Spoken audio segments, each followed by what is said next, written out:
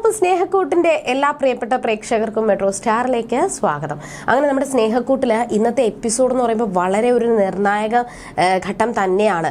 കാരണം അച്ചുവിന്റെ വിവാഹം നിഖിലുമായിട്ടാണ് പ്രതാപനും എല്ലാവരും കൂടി ചേർന്ന് ഉറപ്പിച്ചിരിക്കുന്നത്.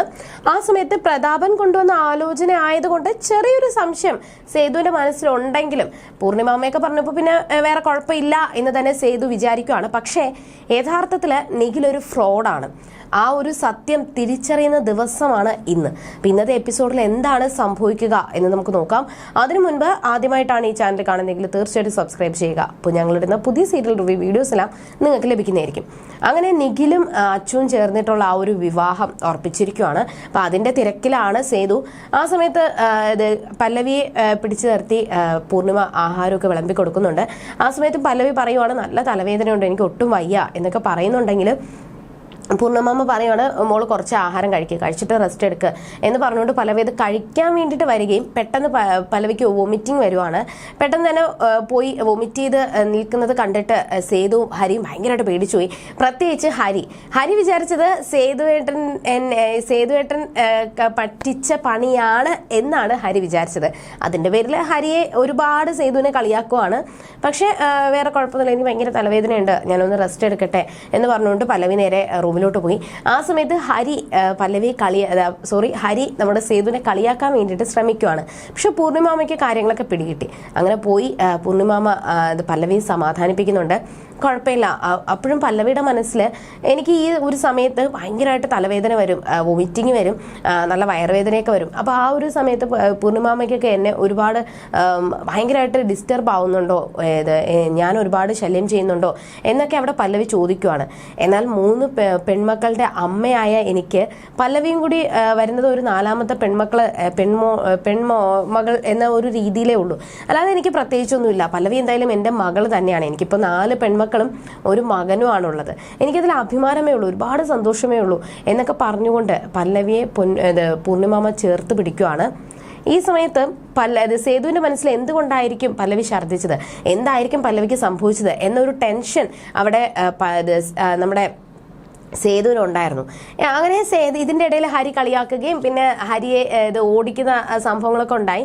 ഈ സമയത്ത് പാറു നമ്മുടെ സേതുവിനെ വിളിക്കുകയും എന്നിട്ട് കാര്യം എന്താണെന്ന് ചോദിക്കുക. അവിടെ പല്ലവി ഛർദ്ദിച്ചു, എന്താ സംഭവം എന്നൊക്കെ ചോദിക്കുമ്പോൾ പാറു പറഞ്ഞു, ചേച്ചിക്ക് PMS ആണെന്നും ഈ സമയത്ത് മാസമുറയാണെന്നും ഈ സമയത്ത് ഇങ്ങനെ വരുന്നതാണ്, അതുകൊണ്ട് പേടിക്കേണ്ട ആവശ്യമൊന്നുമില്ല. എന്തായാലും സേതുവേട്ടൻ ഒരു ഡാർക്ക് ചോക്ലേറ്റ് വാങ്ങിക്കണം, പിന്നെ ചേച്ചിക്ക് കുറച്ച് മെലഡി സോങ്ങുകൾ കേൾക്കുന്നതാണ് ഈ സമയത്ത് ഇഷ്ടം. അപ്പോൾ ഡാർക്ക് ചോക്ലേറ്റ് ഒരുപാട് ഇഷ്ടമാണ്. അപ്പോൾ സത്യം പറഞ്ഞു കഴിഞ്ഞാൽ സേതുവിന് ഇതെന്താണ് പറയുന്നത് ഒന്നും മനസ്സിലായില്ല. പ്രത്യേകിച്ച് PMS എന്ന് എന്താണ് പാറു ഉദ്ദേശിച്ചത്, അതിന് വലിയൊരു മാരക രോഗമാണോ എന്നൊക്കെയാണ് അവിടെ സേതുവിന്റെ മനസ്സിൽ വന്നത്. പക്ഷെ അതെന്താണെന്ന് പറയാനായിട്ട് പാറു തയ്യാറായില്ല. എന്നാൽ അത് ഗൂഗിളിൽ സെർച്ച് ചെയ്ത് നോക്കുക, അപ്പം മനസ്സിലാകും എന്ന് തന്നെയാണ് പാറു പറഞ്ഞത്.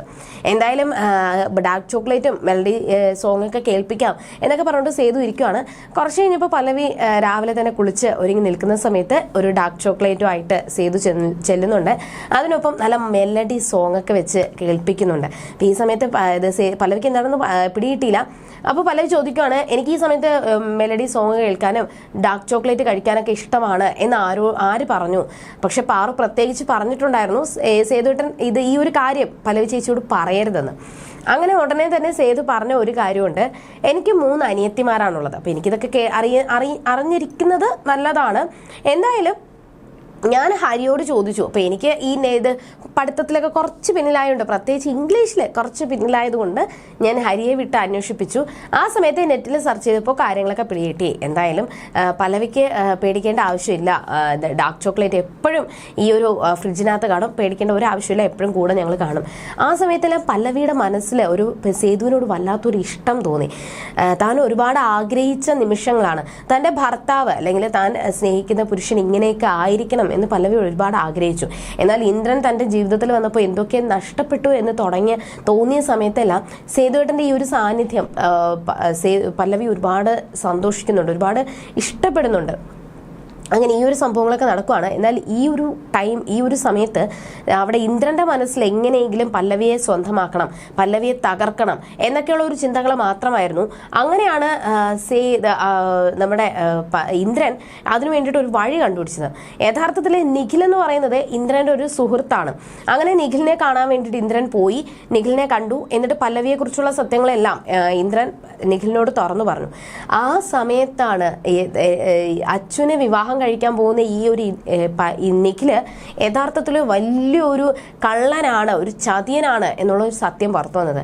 യഥാർത്ഥത്തിൽ ബാങ്കിൽ നിന്ന് പൈസ തട്ടിയതിന്റെ പേരിലും അല്ലാതെ പെൺകുട്ടികളെ കബളിപ്പിച്ചതിന്റെ പേരിലും അങ്ങനെ ഒരുപാട് കേസുകൾ നിഖിലിന്റെ പേരിലുണ്ട്. അപ്പൊ ഈ ഒരു കേസുകളൊക്കെ ഒത്തുതീർപ്പാക്കണം എന്നുണ്ടെങ്കിൽ കുറച്ച് പൈസ വേണം. അതുകൊണ്ട് അച്ഛനെ എനിക്ക് വിവാഹം കഴിക്കുന്നത് ഇപ്പൊ എന്തുകൊണ്ടും നല്ലതാണ്. ഈ ഒരു വിവാഹത്തോടു കൂടി എന്റെ ജീവിതം തന്നെ മാറി മറിയും. ഇല്ല എന്നുണ്ടെങ്കിൽ എനിക്ക് ആത്മഹത്യ അല്ലെങ്കിൽ ജയില്, ഇതിൽ ഏതെങ്കിലും ഒന്നേ നടക്കത്തുള്ളൂ.